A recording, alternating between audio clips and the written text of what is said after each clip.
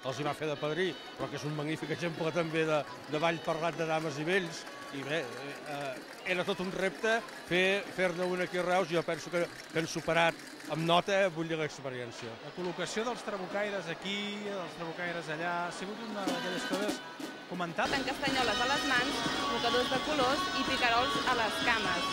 Es té notícia que el 1700 ja es ballava a la ciutat de Reus. A més, s'han trobat diverses versions de la música del ball de valencians en diferents pobles i la seva comparació ha permès demostrar que amb el pas del temps la melodia va evolucionar fins a convertir-se en l'actual toc de castells. És a dir, que si l'escoltem podrem trobar-hi similituds amb el típic toc de castells que utilitzen els castellers.